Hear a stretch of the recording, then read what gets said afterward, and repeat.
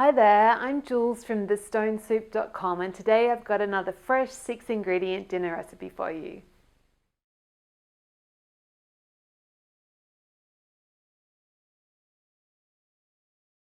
Okay, so for our little Japanese spinach okonomiyaki kind of inspired dish, we've got 3 eggs, and then I'm just going to put a couple of tablespoons of sesame seeds in, a good pinch of salt, and a bag of of frozen spinach that I've just squeezed dry in a sieve. You could just use your hands, but I like to be a bit more thorough with it. So we're just going to mix that together. You want it pretty well combined. Oh, and I should have said, the first thing that you want to do is just preheat your oven or turn your oven on and get it going at its highest setting, like as soon as you walk into the kitchen before you get anything else out. That's what you want to do. Great. So when our mixture's looking fairly mixed, we will get it. I've got a tray over here lined with baking paper.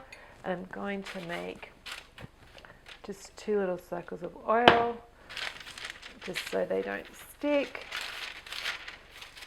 Beautiful. And then I'm going to put half the mixture in one circle and half the mixture in the other. You could just make one big pancake, but I like doing 2 because it cooks quicker, and also they fit on a plate better. Okay, so we'll just spread that out, spread the other one out, and then don't wait till your oven's preheated, just get them in and we'll cook them straight away. So our little beautiful pancakes have had their 10 minutes in the oven, so they're all nicely cooked. And your oven might, depending on how hot your oven is, it might not take that long, so you can just make a note of next time. These are probably a little bit on the overdone side. You just want them to be so that the eggs no longer wobbly. So then we're going to make them a bit pretty. So on our plate, going to get some mayonnaise. You can use Japanese mayonnaise. This is a very kind of chefy thing to do. Oh, excuse my mayo.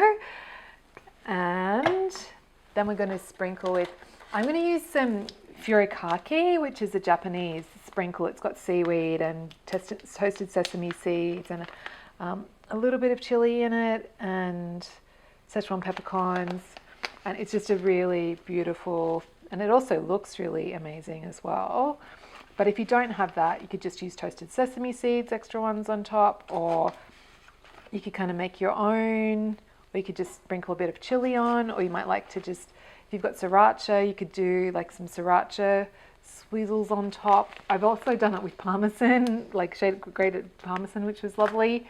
Another option would be sashimi togarashi, which is like more of a spicy sprinkle. That's really good. Or you could just get some nori sheets, like some seaweed sheets, and cut them up yourself and kind of make your own. Choose your own adventure. And that is our beautiful okonomiyaki.